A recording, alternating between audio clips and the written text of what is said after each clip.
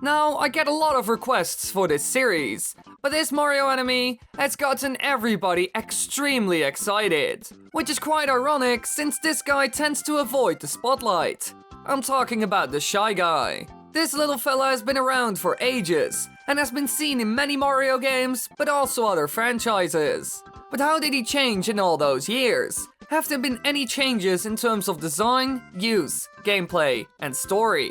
Well, let's find out.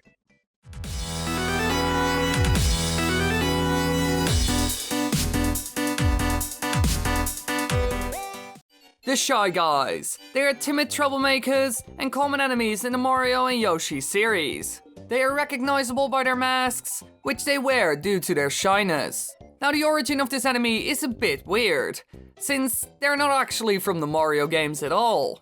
Back in the day, a darker time when the world of video games wasn't as filled and colorful as it is now, a weird Japanese game was made. Yamukoyu Doki Doki Panic, translated as Dream Factory Heart-Pounding Panic, was released. This is a Japan-only video game developed by Nintendo in cooperation with Fuji Television for the Family Computer Disk System. Here we first saw the Shy Guy, and this game was altered a bit later on and became Super Mario Bros. 2. And of course, a lot of things from the Japanese game were reused, and that's how a lot of weird enemies ended up in the Mario series. In this game, Shy Guys, along with the other 8-bits, which is like their little club, help Wart conquer Subcon. Shy Guys are the most common enemy that the 4 heroes meet, so they're a bit like the Goombas in the previous game. There are different colored versions, but there aren't any big differences between them. They're pretty basic. But there's one special thing about them, and that's the items and other stuff they use, since the red ones are known to ride autobombs and ostros. The first is a large grey wheeled cannon, which launches projectiles and can be ridden on. And the second is a fucking ostrich. Why even Nintendo? I'm done. I'm done. I've had enough. No.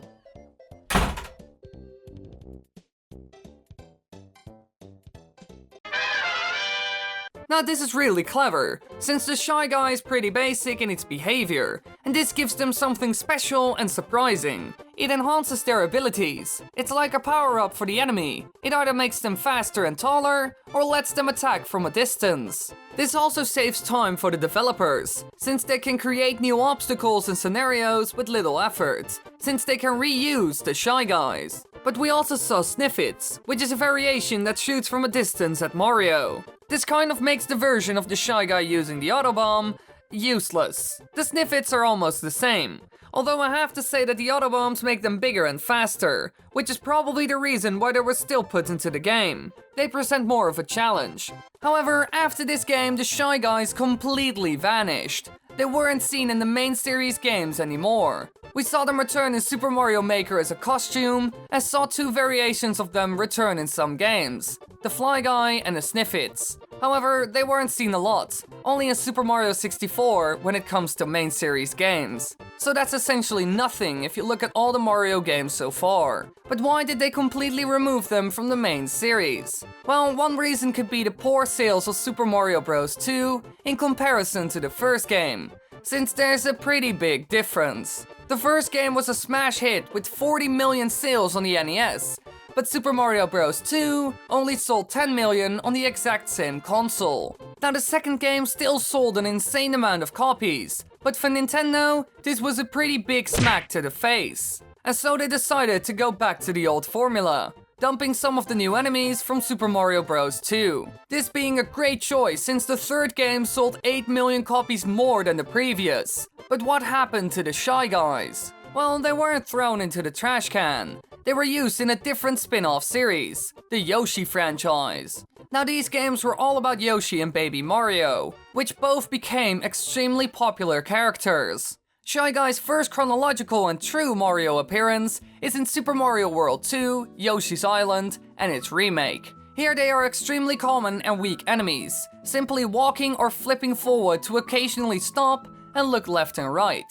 However, almost every enemy you see in the game is a member of the Shy Guy family, and they all serve different roles. Like the Bandit, these enemies attempt to steal Baby Mario from Yoshi, or the Fly Guys, that can carry various items such as red coins and 1-ups. And the list goes on and on and on, I'm not kidding. There are so many different types of them, and they all fill in a spot. Some act as huge spikes that dance around and form a pretty pesky obstacle, or a ghost version that can attack from any side. Nintendo usually does this with enemies they like. They start out by making the basic version and do some testing with it. If it has potential, then they will start to think about variations of the enemy and create those to fit different needs. They explained this in a recent video about the creation of The Legend of Zelda Breath of the Wild, and I assume they used this exact same technique with Mario games. The different enemies try to challenge the player in different ways. For example, trap enemies. They attack out of nowhere. These force the player to pay attention, or otherwise they will get hurt and possibly die. Beetle Guy is one of the enemies that behaves like this. But there are also some that help the player in a way, like the Pyro Guy, that gives Yoshi the ability to shoot fire when eaten. So the Shy Guy finally found a place where they belonged, in an entirely new adventure, this time with Yoshi as the main character instead of Mario. And as more Yoshi games were made, more and more variations of the Shy Guy were created, and he ended up becoming the most important enemy in the entire series. They even created a boss called Big Guy the Stilted, but sadly enough, he's a bit basic. Just hit him till he falls in the lava and ground pound. That's it. He doesn't even have any special moves to counter your attacks or anything that the player needs to dodge.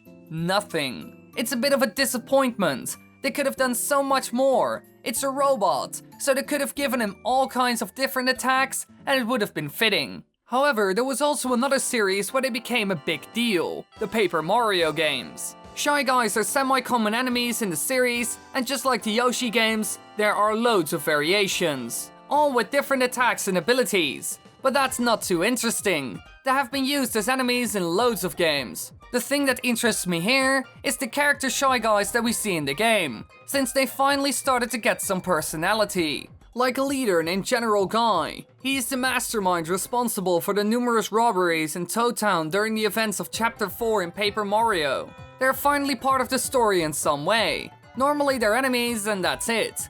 They don't have any other role in the game. But here they finally start to develop some character, which is a fun new twist, since I have to admit, they're a bit mysterious. We can't even see their face. And this trend continued throughout the Paper Mario series. People started to love this awkward, goofy enemy a lot, so I get why it's so popular. And of course this had to continue. These guys are seen in every Mario spin-off game on the planet. So Nintendo also decided to use them for cameos, like in the Zelda franchise. In The Legend of Zelda Link's Awakening, Shy Guys appear as enemies known as mask mimics. In this game, they do not directly attack, and instead mimic Link's movements in reverse. Their mask protects them from frontal attacks like Link's blade, so the only means of defeating them is to strike them when their back is turned by using a spin attack. So here they are completely different, which I love, and they have such a creepy and weird vibe. Overall, an extremely interesting take on them. So as you can see, they are very versatile enemies used in loads of spin-off games.